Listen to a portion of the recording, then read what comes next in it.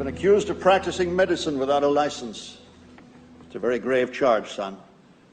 Are you aware that it's unlawful to practice medicine without a medical license? Yes, sir, I am.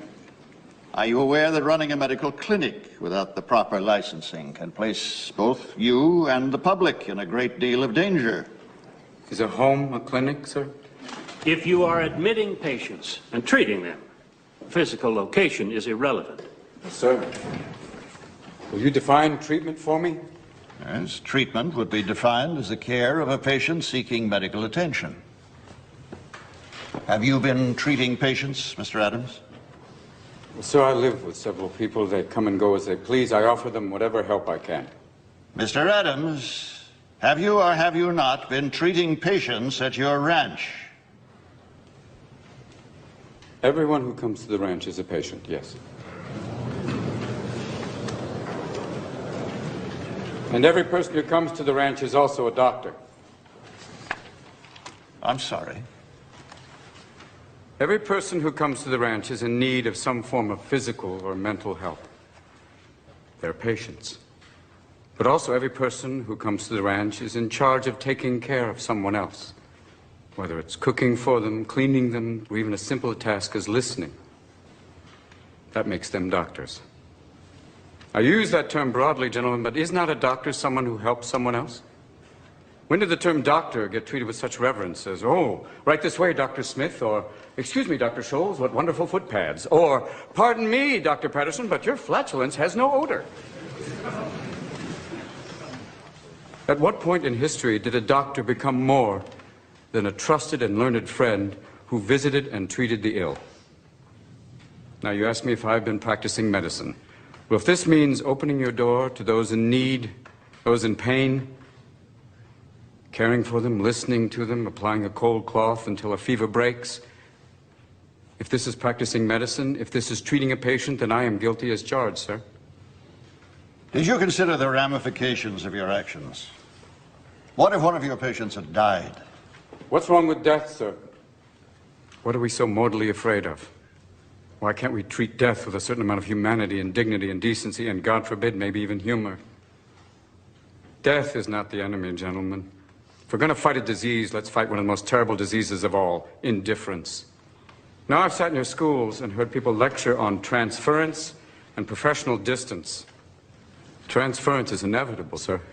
Every human being has an impact on another.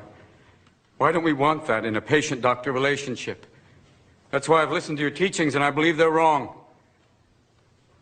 A doctor's mission should be not just to prevent death, but also to improve the quality of life. That's why you treat a disease, you win, you lose. You treat a person, I guarantee you'll win. Now here today, this room is full of medical students.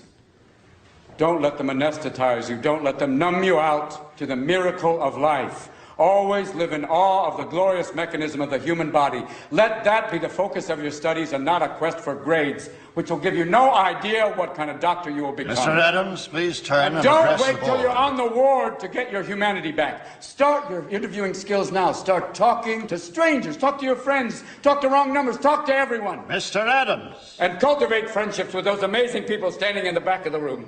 Nurses that can teach you. They've been with people every day. They wade through blood and shit. They have a wealth of knowledge to share with you. And so do the professors you respect. The ones who are not dead from the heart up. Share their compassion. Let that be contagious. Mr. Adams, I demand that you turn and address the board. Sir, I want to be a doctor with all my heart.